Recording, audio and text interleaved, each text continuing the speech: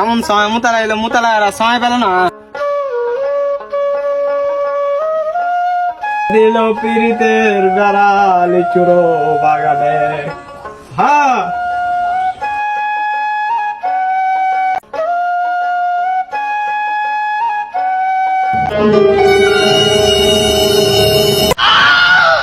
মা কে এটা বে, মালটাল খেয়ে পড়ে আছে নাকি বে? এ মা এত মরে গেছে, তাড়াতাড়ি সিআইডি কে ফোন দে। Hello CID.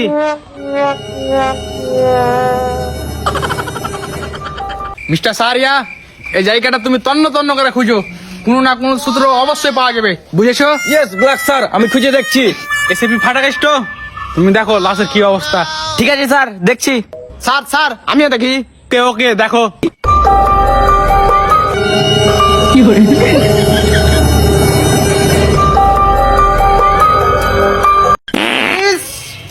স্যার স্যার লাশে তো পাচ্ছে। হেট, লাশে কোনদিন পাবে? হ্যাঁ মিস্টার সারিয়া। কি স্যার? ওনাকে কে চাকরি দিয়েছে এখানে? সম্রাট স্যার চাকরি দিয়েছে, সম্রাট স্যারের আত্মীয় হলো তো তাই। ও আচ্ছা আচ্ছা, এই ব্যাপার।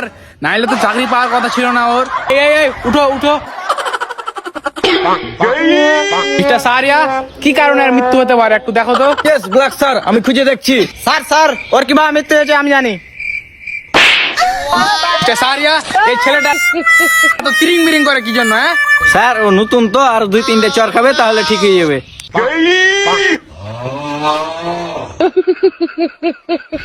মিস্টার ফাটাকেষ্ট, তুমি কি কিছু পেলে? জি স্যার বুঝতে পেরেছি স্যার, মনে হয় সকালে বিরাজ করে আসলে সেজন্য মুখ গন্ধ করছে স্যার। আচ্ছা বুঝতে পেরেছি, তুমি একটু উঠে আসো তো। মিস্টার সারিয়া, কালকের মধ্যে যেন এই দুজনের চাকরি চলে যায়। এই উঠো উঠো উঠো। আচ্ছা তুমি যে তখন বললা যে কি জন্য মৃত্যু হয়েছে আমি জানি, বলো তো কি জন্য হয়েছে? জি স্যার আমি বুঝেছি, অতিরিক্ত বাধার জন্য পেটালারি ছিঁড়ে মরে গেছে।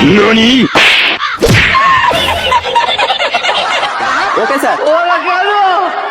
সারিয়া, এখনই ওকে আমার চোখের সামনে থেকে সরাও। স্যার আপনি বেশি উত্তেজিত হবেন না, আমি ব্যাপারটা নিজেই দেখছি। মিস্টার ফাটাকেষ্ট, তুমি এখন এই লাশটাকে ম্যাডাম করার জন্য ডক্টর কেচা হাতের কাছে পাঠাও। ওকে স্যার, আমি এক্ষুনি পাঠিয়ে দিচ্ছি স্যার। মিস্টার সারিয়া, তুমি এদিকে আসো।